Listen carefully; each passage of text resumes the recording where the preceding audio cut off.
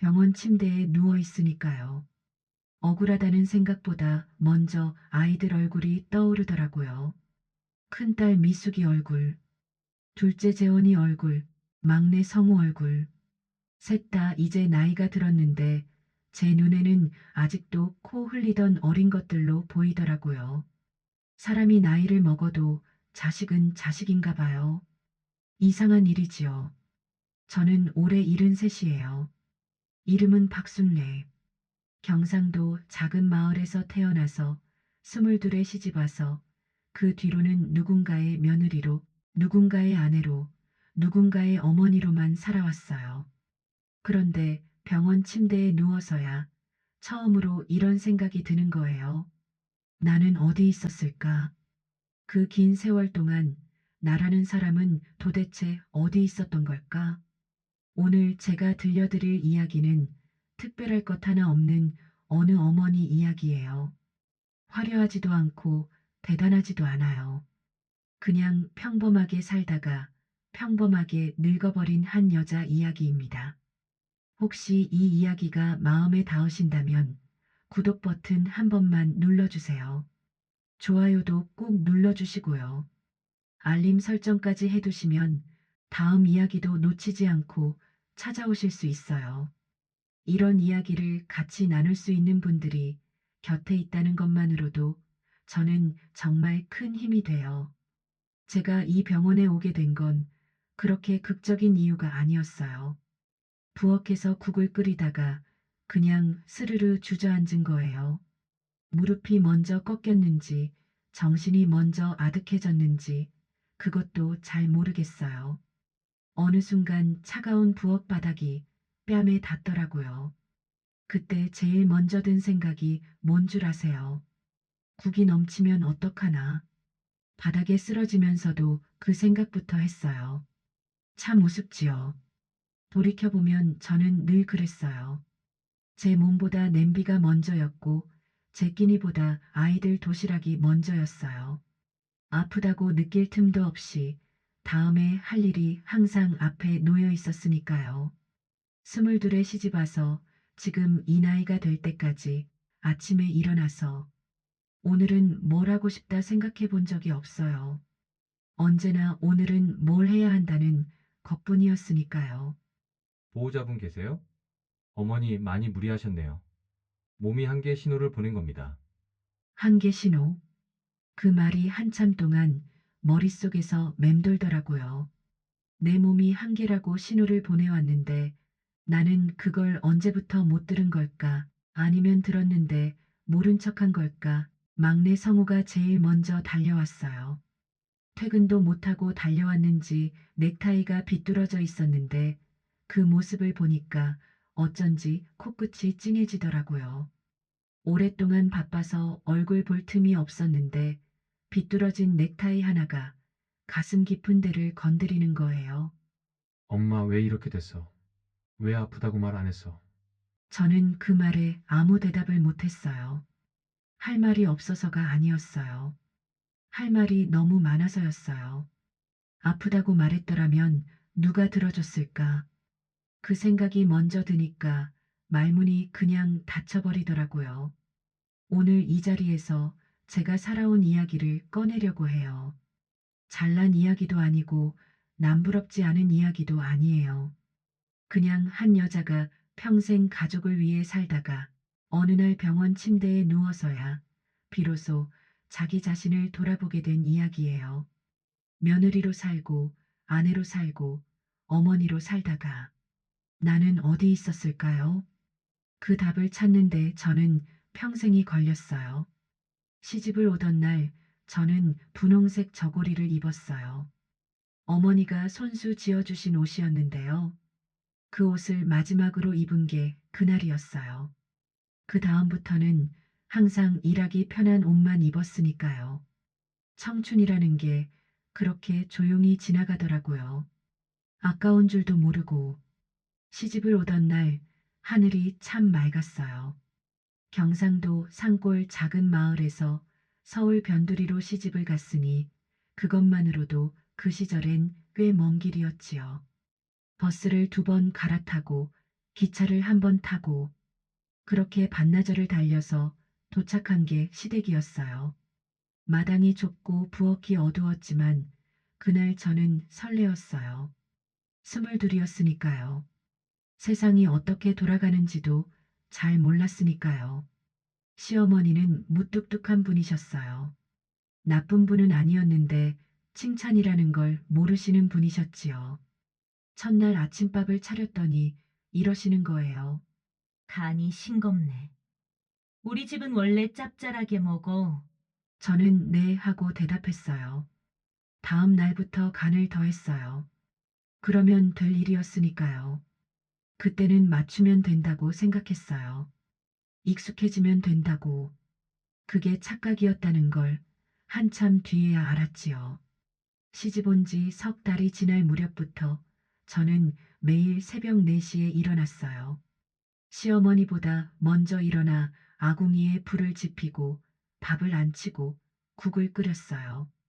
시어머니가 일어나시면 세수대야에 물을 떠다 드리고 아침상을 차렸지요. 남편 이재복 씨는 밥 먹고 나가면 그만이었고 저는 상을 치우고 나서야 첫 술을 떴어요. 그때는 그게 당연한 줄 알았어요. 다들 그렇게 사는 줄 알았으니까요.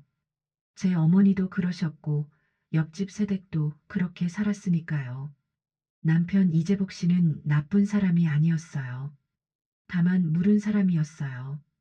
사업이라는 걸 3번 시작해서 3번 다 접었어요.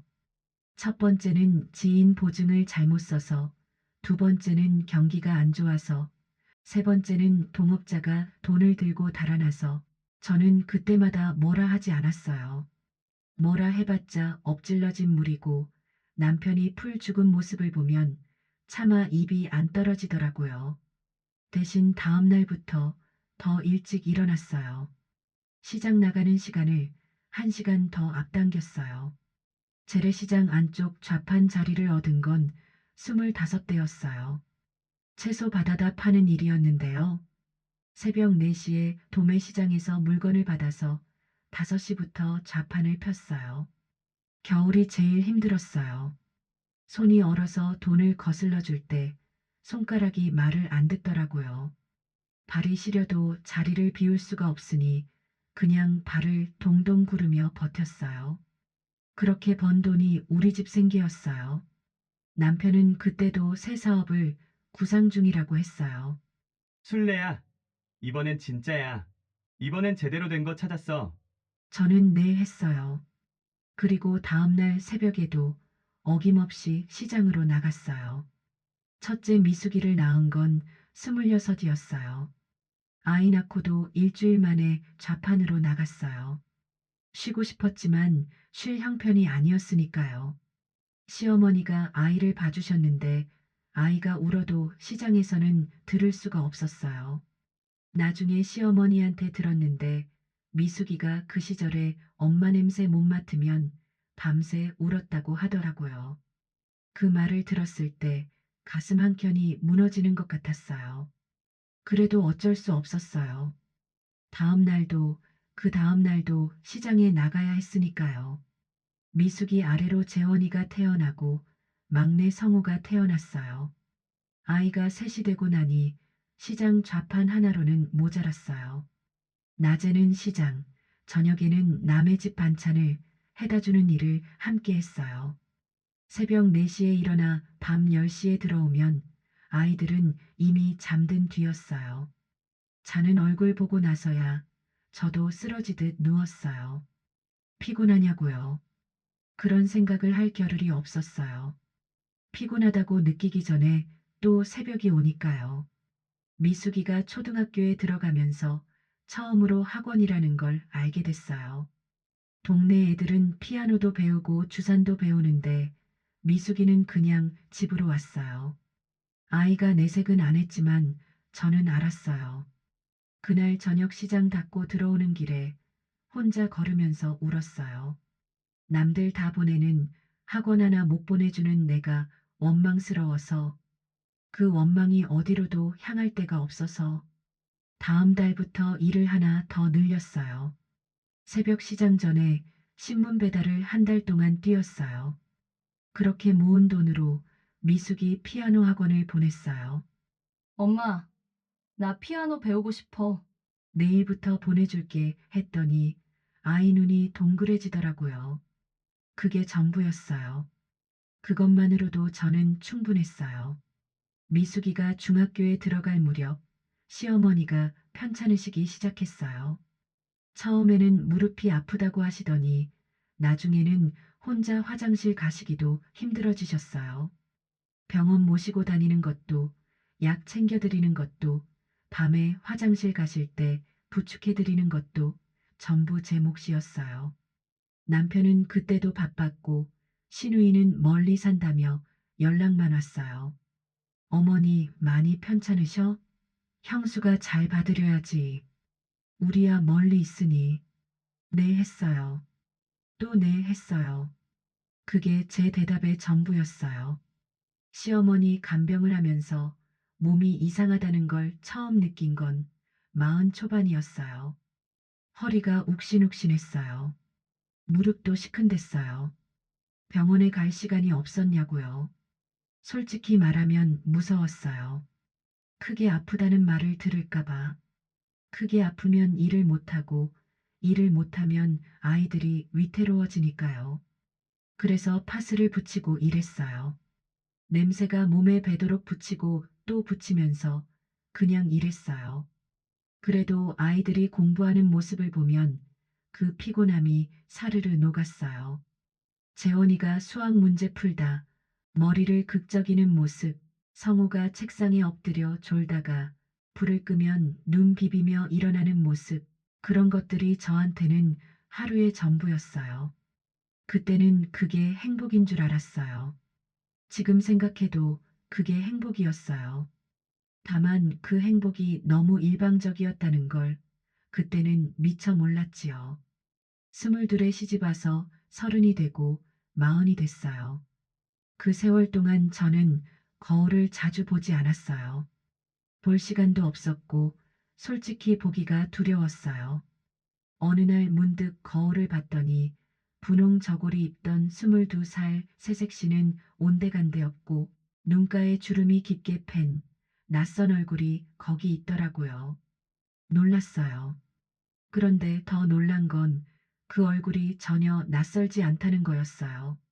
내가 살아온 세월이 그대로 담긴 얼굴이었으니까요.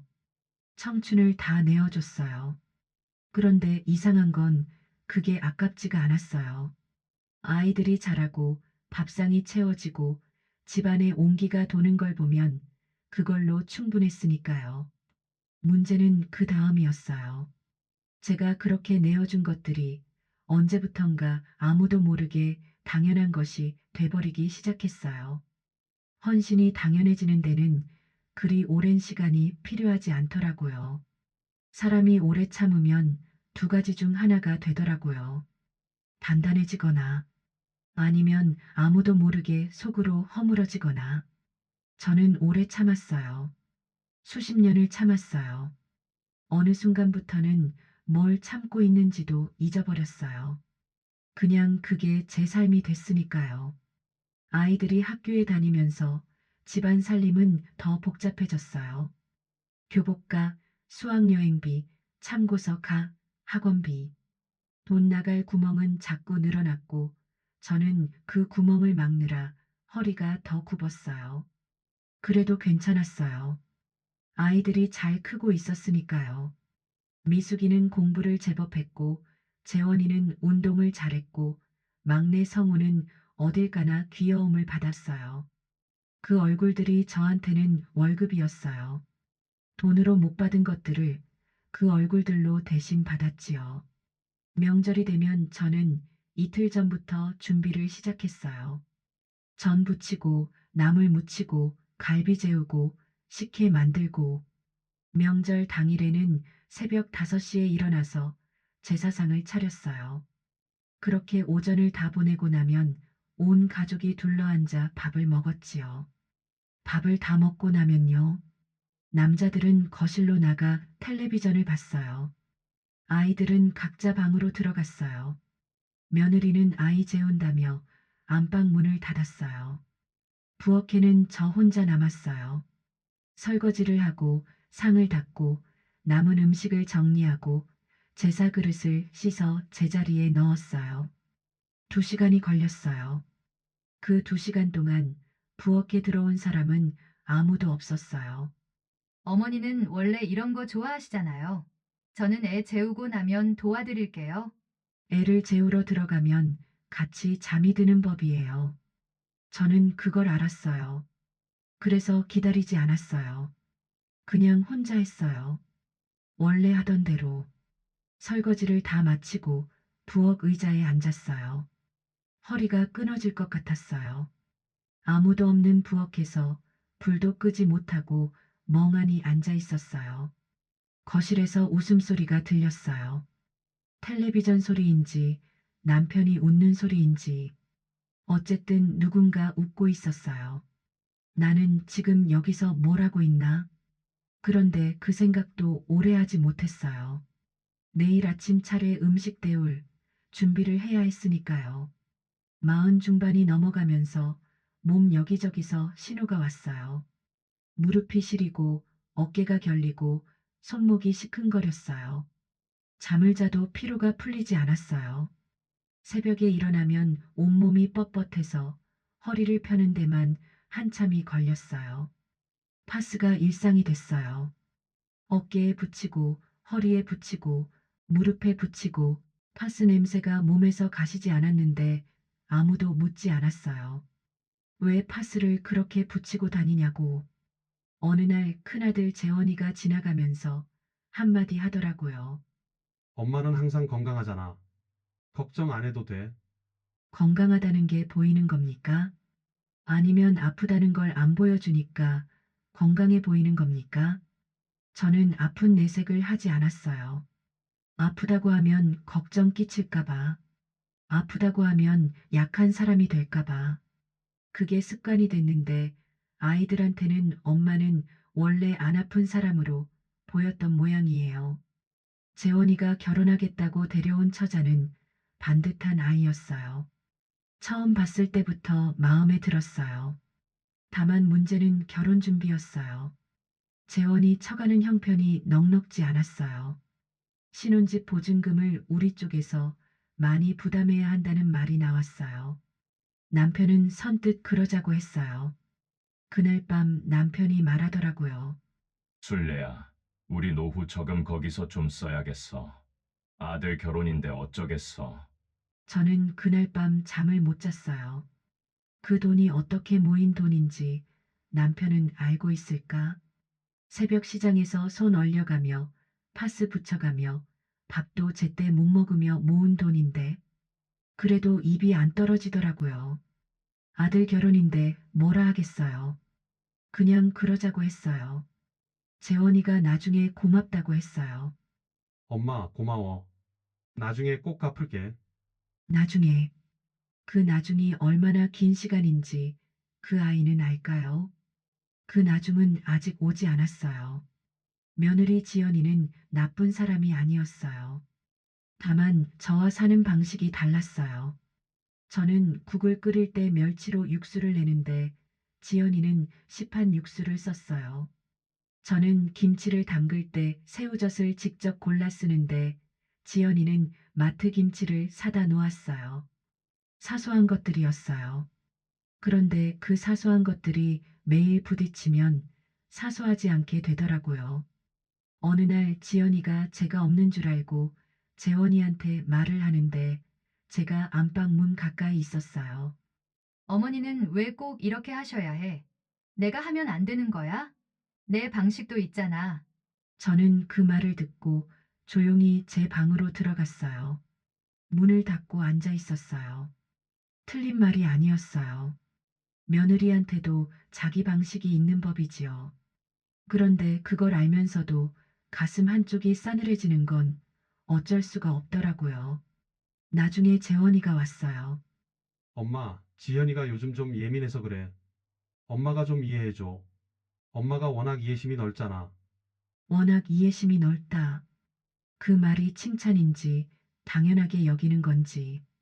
저는 네 했어요. 알았다 했어요. 다음 날 아침에 어김없이 밥을 차렸어요.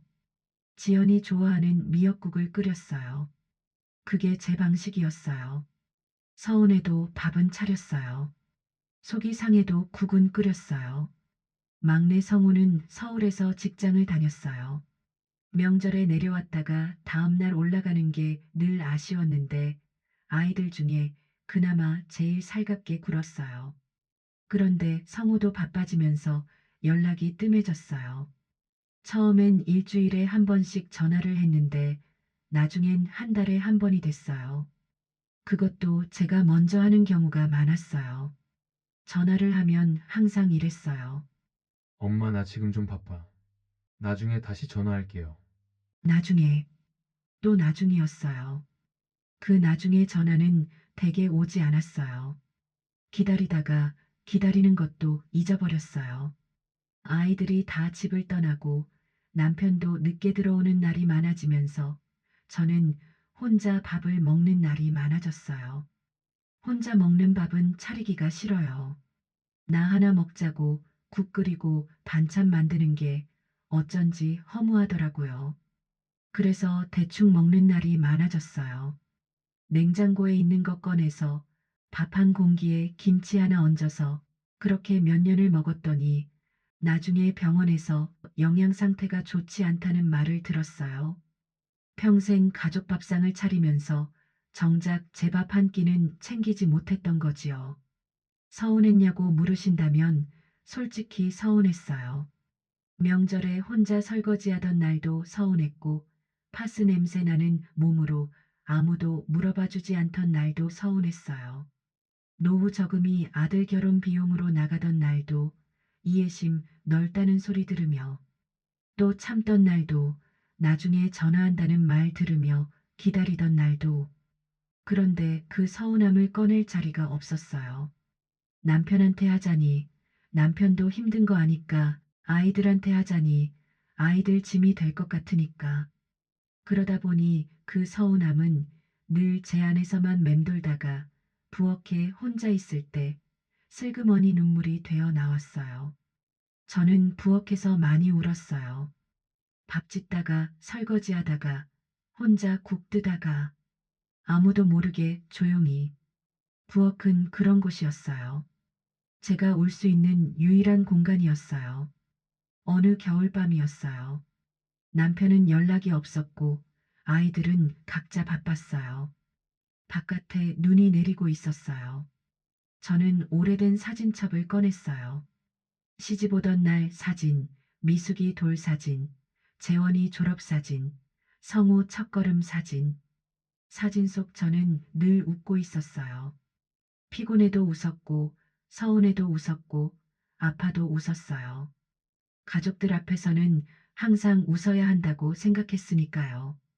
그런데 그 웃음 뒤에 뭐가 있었는지 사진은 보여주지 않더라고요. 사진첩을 덮으면서 혼잣말을 했어요. 나는 지금 행복한가?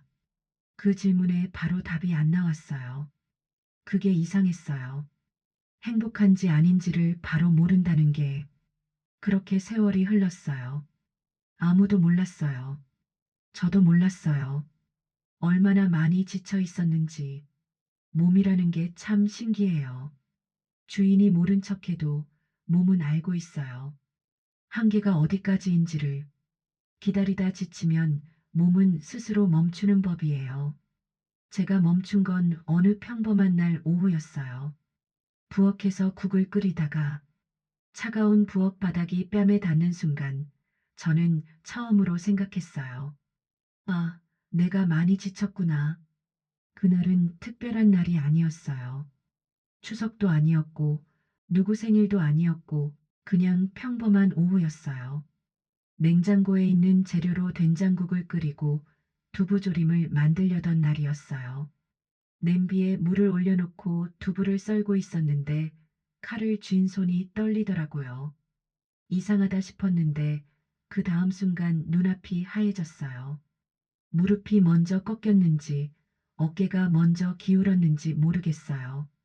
정신이 들었을 때는 차가운 부엌 바닥이 뺨에 닿아 있었고 냄비에서 물 끓는 소리가 멀리서 들렸어요. 그리고 이런 생각이 들었어요. 아, 국이 넘치겠구나. 옆집 김씨 아주머니가 마침 들르셨다가 저를 발견하셨어요. 쓰러져 있는 걸 보고 곧바로 연락하셨다고 하더라고요. 그 아주머니가 아니었으면 얼마나 더 그 바닥에 누워 있었을지 몰라요. 구급차 안에서 이상하게도 무섭지 않았어요. 그냥 몸이 너무 무거웠어요. 손 하나 들 힘이 없었어요. 오랫동안 쌓인 것들이 한꺼번에 짓누르는 것 같았어요. 가족한테 연락할까요? 보호자 번호 아세요? 막내 성우 번호를 댔어요.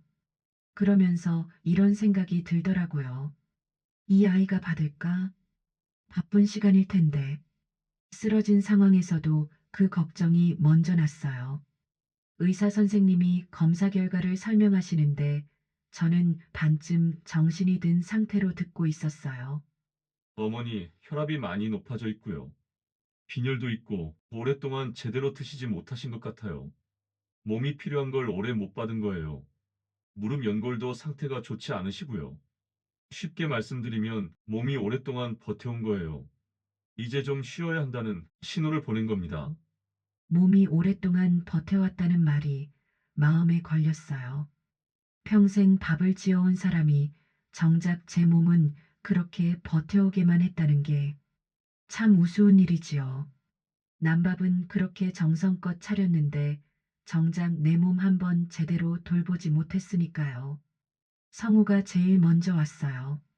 넥타이가 비뚤어진 채로 숨을 헐떡이며 들어왔어요. 엄마, 엄마 괜찮아? 그 얼굴을 보는데 말이 나오지 않았어요. 오랜만에 제대로 보는 얼굴이었어요. 언제부터인지 이 아이 얼굴을 이렇게 가까이서 본 적이 없었던 것 같았어요. 엄마 왜 아프다고 말 안 했어? 왜 혼자 있었어? 할 말이 없어서가 아니었어요. 할 말이 너무 많아서였어요. 아프다고 말했더라면 누가 들어줬을까? 그 생각이 먼저 드니까 그냥 괜찮다고 했어요. 괜찮아. 좀 무리했나 봐. 별거 아니야. 성우가 제 손을 잡았어요. 손이 차가웠어요. 아이 손이 이렇게 차가운 줄 몰랐어요. 미숙이는 대구에서 올라왔고 재원이는 회사에 반차를 내고 왔어요. 성우는 전날 밤부터 병원에 있었어요. 오랜만에 세 남매가 한자리에 모였어요. 기쁘면서도 어쩐지 마음이 편하지 않았어요. 내가 쓰러지지 않았으면 이 아이들이 이렇게 모였을까? 그 생각을 하니 기쁘다고만 할 수가 없었어요. 미숙이가 들어오자마자 제 손을 잡았어요. 그러더니 한참 동안 제 손을 들여다봤어요. 엄마 손이 언제부터 이랬어? 미숙이가 처음 본 것처럼 바라보는 제 손은 오랫동안 물에 절어 거칠어진 손이었어요. 마디마디 굵어지고 손등에 핏줄이 올록볼록 솟아 있었어요. 젊은 날 분홍 저고리를 입던 그 손이 아니었어요. 엄마, 나 왜 몰랐지? 엄마 손이 이렇게 된 걸 왜 몰랐어? 모른 게 아니에요. 안 봤던 거예요. 볼 생각을 못 했던 거예요. 누구 탓이라고 할 수도 없어요. 다들 바쁘게 살았으니까요. 저는 미숙이한테 그 말 하지 않았어요. 그냥 괜찮다고 했어요. 원래 이렇게 됐다고 했어요. 재원이는 병실 한쪽에 서서 말이 없었어요. 원래 말수가 적은 아이인데 그날은 더 조용했어요. 제 얼굴을 보는 건지 벽을 보는 건지 모를 표정으로 서 있다가 혼잣말처럼 중얼거렸어요. 엄마가 언제부터 이렇게 말라갔지? 저는 그 말을 들었어요. 모른 척 했어요. 말랐냐고요. 밥을 제대로 못 먹은 게 몇 년이 됐어요. 혼자 먹는 밥은 차리기 귀찮아서 김치 하나 얹어서 먹던 날이 허다했어요. 그게 쌓인 거지요. 아이들이 마음 아파할 것 같아서 그냥 입을 닫았어요. 간호사 선생님이 넌지시 말씀하셨어요. 어머니, 막내 아드님이 복도에서 많이 우시더라고요. 조용히 우시던데 눈을 감았어요. 덩치 큰 녀석이 복도에서 조용히 운다는 게 가슴이 묵직하게 내려앉더라고요. 나중에 성우가 들어왔을 때 눈이 빨개져 있었어요. 저는 모른 척했어요. 성우도 모른 척했어요. 엄마 뭐 먹고 싶어? 쭉 사다 줄까? 웃음이 났어요. 그 말 한마디가 그렇게 따뜻할 수가 없었어요. 아무것도 아닌 말인데 오랫동안 그런 말을 못 들었다는 게 새삼스럽게 느껴졌어요.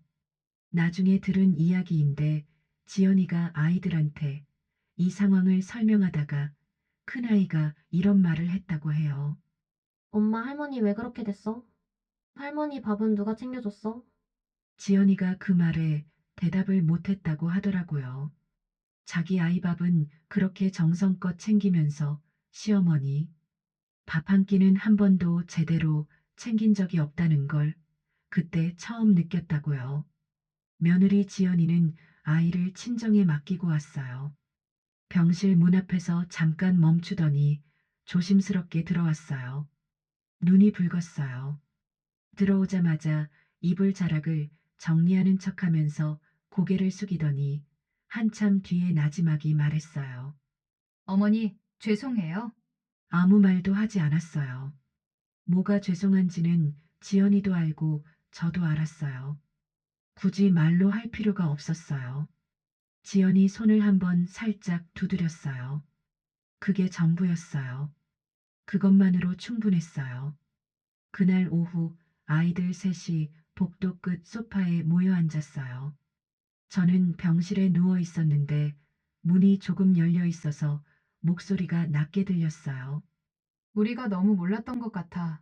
엄마가 이렇게 될 때까지 몰랐다는 게. 엄마가 아프다는 말을 안 하니까. 항상 괜찮다고만 하니까. 그러니까 우리가 더 봤어야지. 말 안 해도 보면 알잖아. 우리가 안 본 거지. 눈을 감았어요. 성우 말이 맞았어요. 제가 말을 안 한 것도 맞고 아이들이 안 본 것도 맞아요. 누구 하나만의 잘못이 아니었어요. 그냥 오래 그렇게 살아온 거예요. 서로 바쁘다는 이유로 괜찮다는 말 뒤에 숨어서 어머니 몸 상태가 전반적으로 많이 소진되어 있어요. 혈압, 빈혈, 무릎 연골 상태 모두 관리가 필요하고요. 특히 오랫동안 혼자 드시고 주무시고 지내신 것 같아요. 몸이 필요한 걸 받지 못한 채 버텨오신 거예요. 가족분들이 앞으로 좀 더 곁에 계셔 주셔야 할 것 같습니다. 아이들이 아무 말도 하지 못했어요. 미숙이가 먼저 고개를 숙였어요. 재원이는 손을 꽉 쥐었어요. 성우는 눈을 깜빡이며 앞을 봤어요. 나중에 미숙이한테 들었는데 셋 다 고개를 못 들었다고 하더라고요. 미숙이가 죽을 사왔고 성우가 따뜻한 보리차를 챙겼어요. 조용히 둘러앉아 있는데 재원이가 불쑥 말했어요. 엄마, 우리한테 할 말 있으면 해. 뭐든. 그 말을 들으면서 오래 생각했어요. 할 말이 없는 게 아니었어요. 수십 년치 할 말이 있었어요. 명절 설거지, 파스, 노후 저금, 혼자 먹던 밥 한 끼, 부엌에서 울던 밤들. 막상 입을 열려니 어디서부터 시작해야 할지 몰랐어요. 그래서 그냥 이렇게 말했어요. 나는 후회 없다. 다 잘 자랐으니까. 다만 이제 좀 쉬고 싶어. 아이들이 아무 말도 하지 않았어요. 미숙이가 고개를 돌렸어요. 성우가 입술을 꽉 깨물었어요. 재원이가 눈을 내리깔았어요. 저는 더 말하지 않았어요. 쉬고 싶다는 말, 그 한마디면 충분했어요. 수십 년치 할 말이 그 한마디에 다 담겨 있었으니까요. 병실이 다시 조용해졌어요. 천장을 바라봤어요. 이상했어요. 오랫동안 느껴보지 못한 감각이 있었어요. 억울함도 아니고 슬픔도 아닌 아주 오래 긴장하고 있던 무언가가 조금 풀리는 것 같은 느낌이었어요. 쓰러진 게 나쁜 일이기만 한 건 아니었어요. 이렇게라도 되지 않았으면 아이들이 한자리에 모이지 않았을 테니까요. 그 생각을 하니 코끝이 찡해졌어요. 그날 이후로 조금씩 달라지기 시작했어요. 드라마처럼 하루아침에 달라진 건 아니었어요. 요란하지도 않았어요. 그냥 작은 것들이 하나씩 조용히 달라졌어요. 미숙이가 처음으로 제 손을 오래 잡아줬어요. 재원이가 처음으로 제 눈을 제대로 들여다봤어요. 성우가 처음으로 엄마 뭐 먹고 싶냐고 물었어요. 처음이 이렇게 늦을 수도 있구나. 그래도 처음이 오기는 오는구나. 저는 그것만으로도 충분했어요. 퇴원하는 날 아침 미숙이가 일찍 왔어요. 평소 같으면 제가 새벽부터 일어나 뭔가를 챙겼을 텐데 그날은 그냥 침대에 앉아 있었어요. 미숙이가 가방을 싸줬어요. 칫솔 챙기고 슬리퍼 넣고 링거 자국 난 손등에 밴드 붙여줬어요. 누군가 제 짐을 챙겨주는 게 언제가 마지막이었을까요? 기억이 나지 않았어요. 그만큼 오래된 일이었어요. 가방 지퍼 올려주는 그 사소한 동작 하나가 눈물 날 것 같았어요. 눈을 깜빡이며 참았어요. 퇴원하는 날 울면 안 된다 싶어서요. 집 앞에 도착하니 성우가 미리 와 있었어요. 현관문을 열었더니 집안이 달라져 있었어요. 거실이 정리돼 있었고 부엌이 깨끗했어요. 냉장고 안에 반찬통이 여러 개 들어 있었어요. 엄마 형수가 어제 와서 반찬 해놨어. 나는 청소했고. 냉장고를 열어봤어요. 미역국, 두부조림, 나물무침, 서툴게 담겨 있었어요. 제가 담는 것처럼 꼭꼭 눌러 담은 게 아니라 그냥 넣은 티가 났어요. 그런데 그 서툰 모양이 더 좋았어요. 잘 담으려고 애쓴 것보다 그냥 담으려고 한 마음이 보였으니까요. 퇴원하고 첫 번째 토요일이었어요. 미숙이가 대구에서 올라왔어요. 손에 가방을 들고 가방을 열어보니 도시락 통이 여러 개 들어 있었어요. 엄마, 내가 만들었어. 맛은 모르겠는데 영양사한테 물어봐서 몸에 좋은 걸로 했어. 뚜껑을 열어봤어요. 현미밥, 시금치나물, 연두부, 구운 생선. 간이 좀 싱거웠어요. 생선이 조금 탔어요. 그래도 다 먹었어요. 한 알도 남기지 않고 맛있네. 진짜 엄마 입맛에 맞아? 오랜만에 누가 해준 밥이라 그런지 뭘 먹어도 맛있어. 미숙이가 웃었어요. 저도 웃었어요. 그 뒤로 미숙이는 매주 토요일마다 올라왔어요. 비가 쏟아지는 날도 몸이 안 좋다는 날도 한 번은 제가 멀리서 오는 거 힘들지 않냐고 했더니 미숙이가 이러더라고요. 엄마, 나 사실 이 핑계로 일주일에 한 번은 쉬어. 나한테도 좋아. 그 말이 참 좋았어요. 나를 위해서만이 아니라 자기한테도 좋다고 하니까요. 저는 그 토요일이 기다려지기 시작했어요. 평생 기다려본 적 없던 토요일이. 재원이는 한 달에 한 번 제 병원 진료에 함께 오기로 했어요. 처음에는 어색했어요. 재원이가 운전석에 앉고 제가 조수석에 앉아서 둘이 차 안에 있는 게 얼마 만인지 기억도 나지 않았어요. 아무 말도 없이 라디오만 나왔어요. 재원이가 원래 말이 없으니까 저도 굳이 말을 걸지 않았어요. 그냥 창밖을 봤어요. 신호에 걸렸을 때 재원이가 불쑥 말했어요. 엄마, 내가 수학여행 간다고 돈 달라고 했던 거 기억해? 기억하지. 제주도 갔잖아. 그때 엄마가 새벽에 어디 갔다 온 거 알아? 내가 잠 깼었거든. 근데 그냥 모른 척 했어. 그 말을 들으면서 창밖을 봤어요. 재원이는 알고 있었던 거예요. 새벽에 시장에 미리 나가서 이른 아침에 벌어서 수학여행 비용을 마련했던 그날을. 그때 말 못했는데? 고마웠어, 엄마. 아무 말도 하지 않았어요. 그냥 고개를 끄덕였어요. 수십 년 전 새벽 시장의 그 차가운 바람이 오늘에야 따뜻하게 돌아왔어요. 지연이가 찾아온 건 퇴원하고 보름쯤 됐을 때였어요. 아이를 데리고 손에 장바구니를 들고 왔어요. 문 앞에서 잠깐 망설이더니 들어왔어요. 어머니, 오늘 제가 밥해도 될까요? 들어오라고 했어요. 지연이가 장바구니를 부엌에 내려놓고 앞치마를 꺼내 맸어요. 낯선 장면이었어요. 지연이가 제 부엌에서 앞치마를 매는 것이 어머니, 된장찌개 어떻게 끓이세요? 제가 맨날 시판 양념 쓰는데 어머니 것처럼 하고 싶어서요. 의자에 앉아서 알려줬어요. 멸치 머리 따고 내장 빼는 것, 다시마 넣는 시간, 된장 푸는 순서. 지연이는 받아 적었어요. 휴대폰에 메모를 하면서 그 모습이 어쩐지 귀여웠어요. 처음으로 며느리가 귀여워 보였어요. 찌개가 완성됐을 때 지연이가 한 숟가락 떠서 먼저 건넸어요. 어머니, 맛 좀 봐주세요. 잘 됐네. 맛있다. 진짜요? 어머니 것만큼요? 내 것보다 맛있다. 지연이가 환하게 웃었어요. 저는 그 웃음을 보면서 생각했어요. 이 아이도 잘하고 싶었던 거예요. 방법을 몰랐고 용기가 없었던 거예요.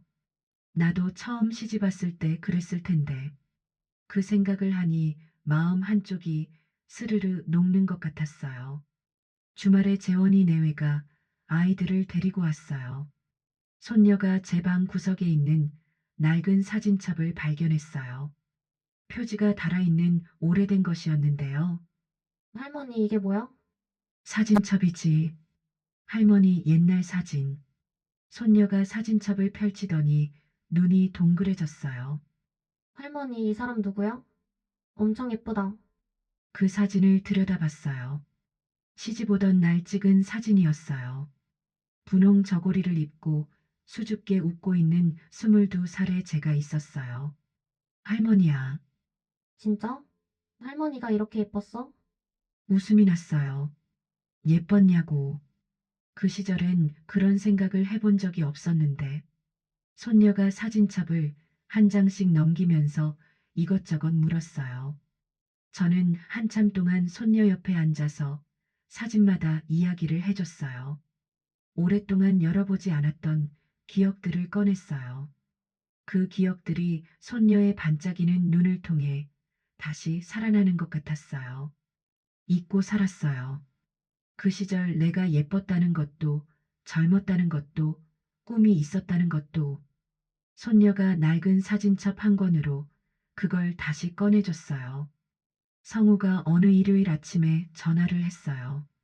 엄마, 오늘 날 좋은데 나가자. 나랑 같이 드라이브 하자. 사양하려 했는데 성우가 이미 집 앞에 와 있었어요. 전화하면서 동시에 운전해서 온 거예요. 어처구니가 없으면서도 웃음이 났어요. 성우가 데려간 곳은 제가 시집 오기 전에 살던 고향 근처 강변이었어요. 어릴 때 그 강에서 놀았다고 한 번 말한 적이 있었는데 기억하고 있었던 모양이에요. 강가에 서 있으니 오래된 냄새가 났어요. 물냄새, 풀냄새, 흙냄새. 어릴 때 기억이 올라왔어요. 시집 오기 전 아무 걱정도 없이 그냥 달리던 그 시절이. 성우가 옆에 나란히 서서 말했어요. 엄마, 여기 자주 왔었어? 여름마다 왔지. 그때는 물이 더 맑았는데. 그때 엄마는 어떤 사람이었어? 그 질문이 의외였어요. 어떤 사람이었냐고. 아무도 그런 걸 물어본 적이 없었는데. 그냥 평범한 시골 처자였지. 강에서 물장구 치고 노래 부르고. 별거 없었어. 행복했어?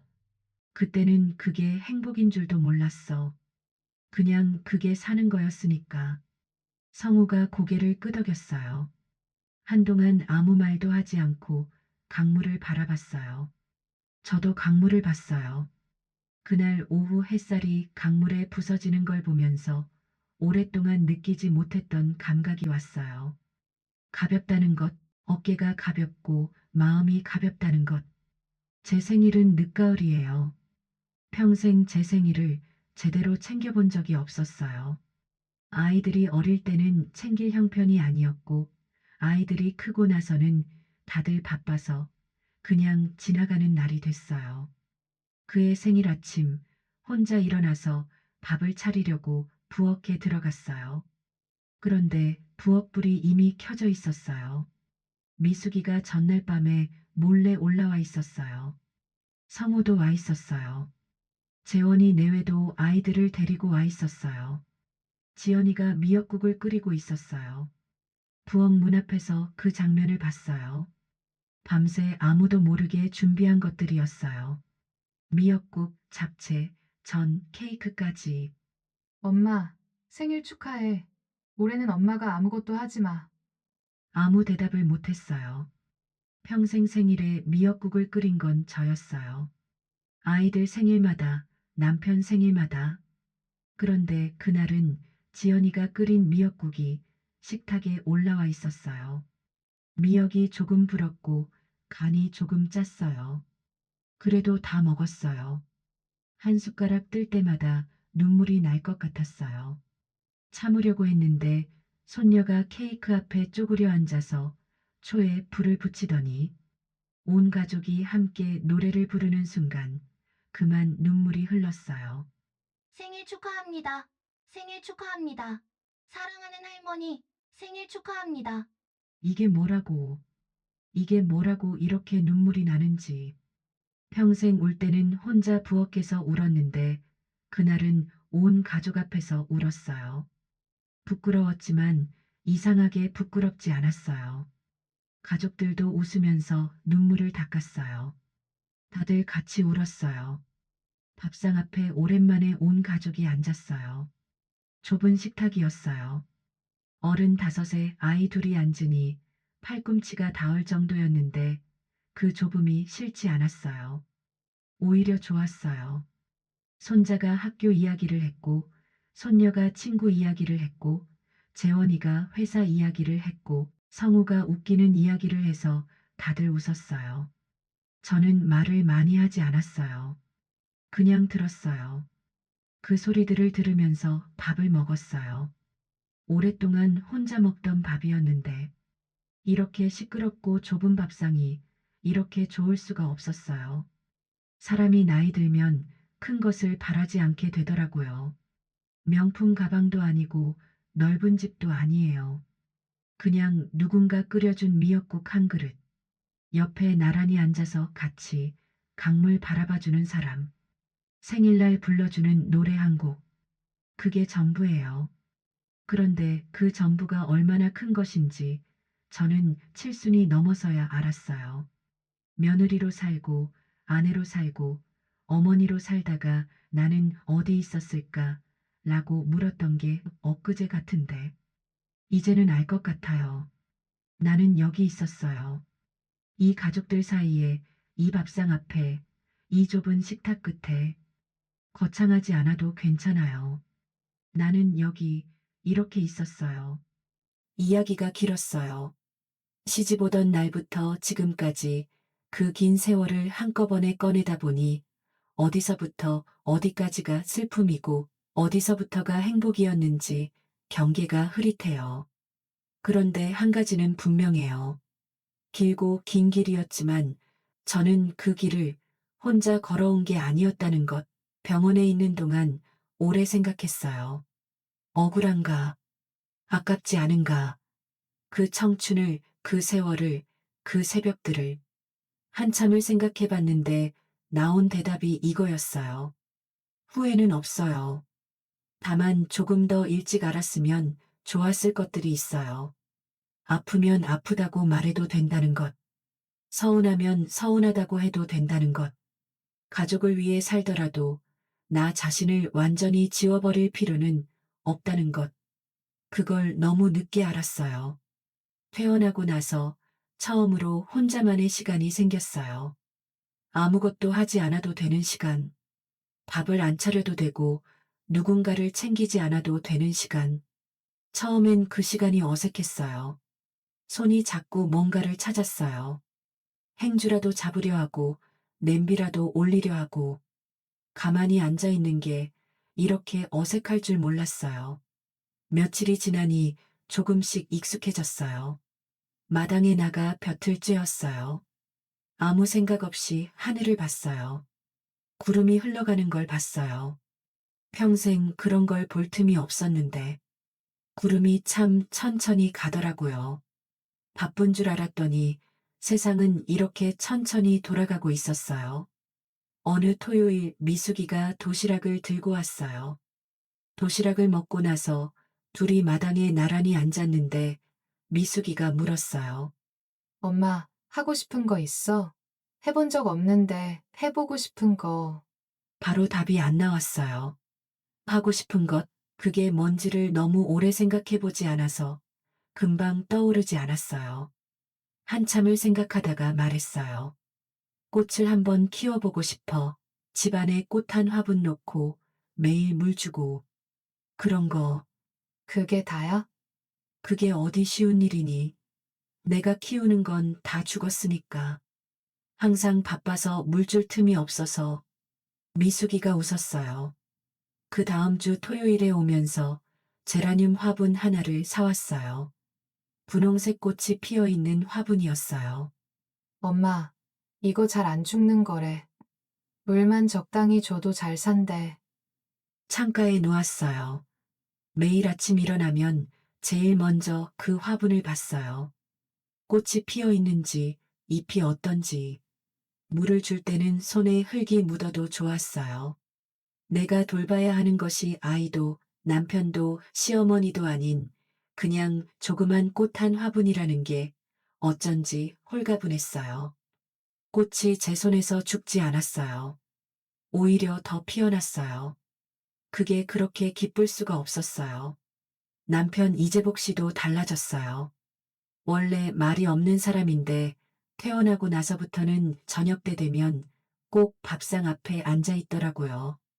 예전엔 밥 차려놔도 텔레비전 앞에서 혼자 먹던 사람이 이제는 제가 숟가락 드는 거 기다리더라고요. 특별한 말을 하는 것도 아니었어요. 그냥 마주 앉아서 밥을 먹었어요. 그것만으로도 달라진 거였어요. 어느 날 저녁 밥을 다 먹고 나서 남편이 찻잔을 들면서 뭔가를 말하려다 멈췄어요. 그러더니 한참 뒤에 이러는 거예요. 술래야, 나 많이 무심했지. 무심했냐고요? 그렇지요. 수십 년 동안 무심했어요. 그런데 그 말 한마디가 이렇게 늦게 와도 오기는 오는구나 싶었어요. 나도 말을 못했어. 둘 다 그랬던 거지. 고마워. 지금이라도 말해야 할 것 같아서. 고마워. 남편이 저한테 고맙다는 말을 몇 번이나 했는지 세어본 적이 없어요. 그만큼 드문 일이었어요. 그 말이 어색하면서도 귀에 오래 머물렀어요. 그날 밤 오랜만에 편하게 잠이 들었어요. 봄이 지나고 여름이 왔어요. 제라늄의 꽃이 2번 더 피었어요. 돌이켜보면 저는 참 이상한 삶을 살았어요. 며느리로, 아내로, 어머니로만 살다가 칠순이 넘어서야 처음으로 꽃에 물을 줘보고 강변에 서서 구름을 봐보고 아무것도 하지 않는 오후를 가져봤으니까요. 늦었냐고요. 늦지 않았어요. 지금 하고 있으니까요. 때는 우리가 만드는 거예요. 오늘 이 순간이 때이고 지금 이 자리가 때예요. 그해 가을, 오랜만에 온 가족이 집에 모였어요. 특별한 이유가 없었어요. 성우가 다들 한번 모이자고 연락한 게 전부였어요. 미숙이가 왔고 재원이 내외가 아이들을 데리고 왔고 성우가 왔어요. 좁은 집안이 사람들로 가득 찼어요. 아이들이 뛰어다니고 어른들이 웃고 지연이와 미숙이가 부엌에서 같이 음식을 만들었어요. 거실 소파에 앉아서 그 장면을 봤어요. 부엌에서 지연이와 미숙이가 이야기를 나누는 소리, 손자가 할아버지한테 뭔가를 조르는 소리, 성우가 재원이한테 장난치는 소리. 시끄러웠어요. 아주 오랜만에 집이 이렇게 시끄러웠어요. 이게 집이구나. 이게 내가 평생 만들어 온 집이구나. 밥상 앞에 다 같이 앉았어요. 성우가 수저를 들면서 말했어요. 엄마 한마디 해줘. 오늘 같은 날. 아이들 얼굴을 한 번씩 봤어요. 미숙이, 재원이, 성우. 다 나이가 들었어요. 주름도 생기고 흰머리도 났어요. 그런데 제 눈에는 아직도 코 흘리던 어린 것들로 보였어요. 다들 잘 자라줘서 고맙다. 그것 하나면 충분해. 엄마는 항상 그 말밖에 안 해. 진심이니까. 성우가 피식 웃었어요. 미숙이도 웃었어요. 재원이도 입꼬리가 올라갔어요. 저는 그 웃음들을 눈에 담았어요.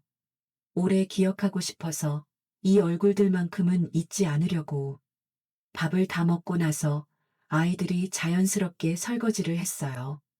미숙이가 그릇을 모았고 지연이가 씻었고 성우가 행주로 닦았어요.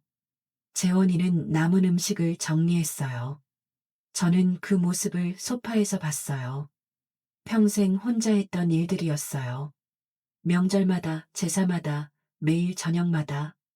아무도 들어오지 않던 그 부엌에 오늘은 아이들이 가득 들어차 있었어요. 그 장면을 보는데 눈물이 날 것 같았어요. 기쁜 눈물인지 서러운 눈물인지 아마도 둘 다였을 거예요. 더 일찍 일했더라면 좋았을 텐데 라는 생각이 잠깐 들었어요.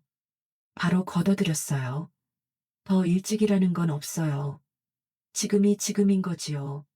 며느리로 살고 아내로 살고 어머니로 살다가 나는 어디 있었을까요?